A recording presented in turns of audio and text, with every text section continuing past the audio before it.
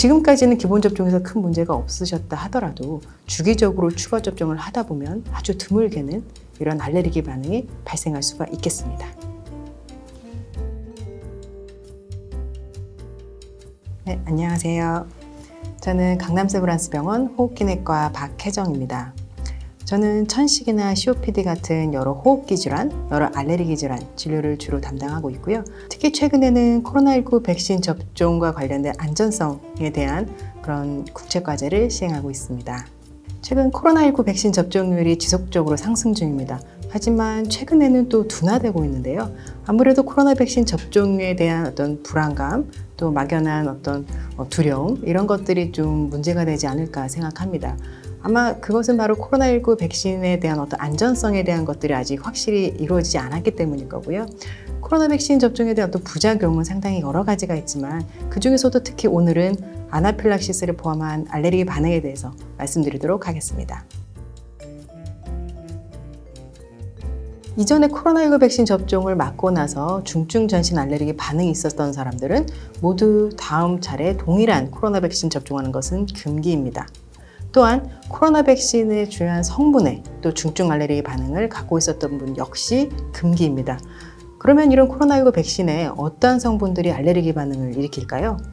모더나나 화이자 같은 경우에는 폴리에틸렌 글리콜, PEG 또는 트리스라는 성분들이 알레르기를 일으키는 주요 성분이라고 알려져 있고, 아스트라제네카나 얀센 같은 경우에는 폴리솔베이트가 주요 알레르기를 일으키는 성분이라고 알려져 있습니다. 그럼 이러한 PEG나 또는 폴리솔베이트, 트리스 이런 성분들이 어떤 곳에 많이 포함되어 있을까요? PEG 같은 경우에는 우리가 현재 복용하고 있는 대부분의 태블릿 제제에서 한 30%에 함유되어 있다고 되어 있고, 또 대장내시경 때 사용하는 장정결제라든지 또 다양한 화장품에도 많이 포함되어 있습니다. 트리스 같은 경우에는 MRI 조영제에 포함되어 있고, 폴리솔베이트 역시 다양한 약품과 제품들에 포함되어 있어서 우리가 사실은 이런 성분에 알레르기가 있다라고 알고 있는 분들은 별로 없고요. 다양한 여러 약품이나 제품들에 알레르기가 있었던 분들, 또는 원인은 명확치는 않지만 어떠한 성분에 의해서 중증 알레르기가 있었던 분들, 이런 분들이 바로 코로나 백신 접종 아나필락시스 발생의 고위험군이 되겠습니다.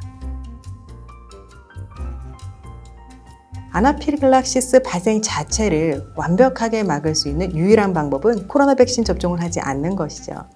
그렇다면 어떤 약물로 인해서 이런 발생을 완전히 줄일 수 있는 방법은 없고, 다만 알레르기 약, 항히스타민제라든지 또는 스테로이드 약제, 이러한 것들은 코로나 백신 접종 후에 어떤 알레르기 반응의 중증도를 좀 낮출 수 있다고 되어 있지만 그 효과는 상당히 불안전하고요. 또 발생 자체를 막을 수는 없으며, 또 오히려 코로나 백신의 효과에도 영향을 줄 수 있기 때문에 그리 권고되지는 않습니다.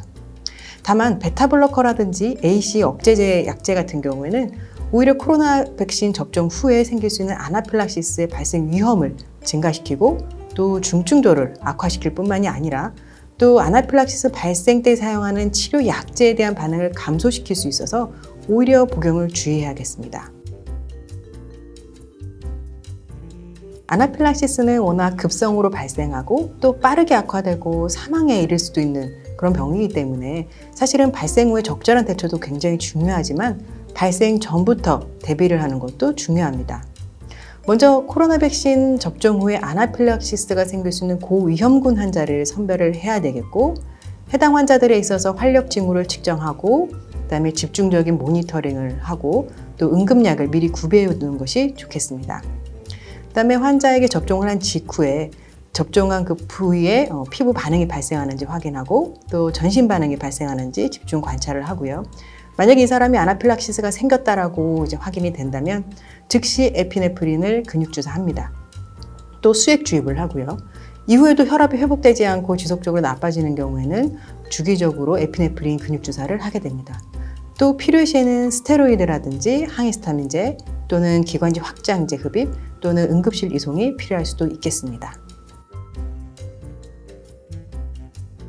코로나19 백신 성분을 피부에 떨어뜨려 본다거나 또는 살짝 찔러 본다거나 그 이후에 그 피부에 반응이 생기는 것을 확인하는 이런 피부 반응 검사를 통해서 코로나19 백신에 대한 내가 알레르기가 생길 수 있구나, 아나필락시스가 생길 수 있구나, 이렇게 예측할 수가 있습니다.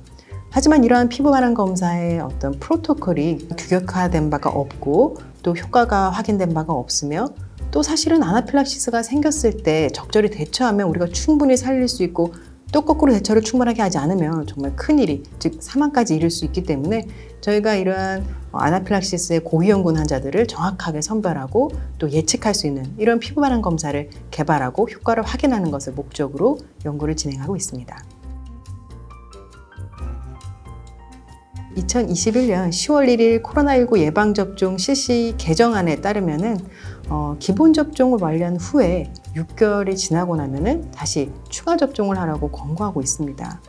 이렇게 추가 접종을 할 때는 기본 접종 때와 동일한 확률의 어떤 부작용이 발생할 수 있다고 되어 있고요. 태어날 때부터 약물 알레르기를 갖고 있는 사람은 아무도 없습니다. 접촉하다 보면 발생합니다. 그래서 지금까지는 기본 접종에서 큰 문제가 없으셨다 하더라도 주기적으로 추가 접종을 하다 보면 아주 드물게는 이런 알레르기 반응이 발생할 수가 있겠습니다. 그렇기 때문에 앞으로 좀 더 알레르기 반응이 발생할 가능성이 높기 때문에 한국임상연구재단의 지원을 받아서 전국에 있는 약 20여 개의 종합병원의 알레르기내과 전문의 선생님들과 함께 연구를 진행 중에 있습니다. 현재는 각 주요 병원에서 간이 검사로 몇 가지 성분에 대해서만 피부 반응 검사를 시행하고 있는데 앞으로는 좀 더 많은 성분들을 포함해서 좀 더 코로나19 백신 접종에 대한 아나필락시스를 예측할 수 있는 그런 검사법을 개발해가고 또 그 효과를 확인하고자 하고 있습니다. 코로나19 백신으로 인해서 발생할 수 있는 아나필락시스 발생을 미리 예측하고 또 아나필락시스 발생을 최소화하고 결국 안전한 접종으로 이어질 수 있도록 최선을 다해 노력하겠습니다. 감사합니다.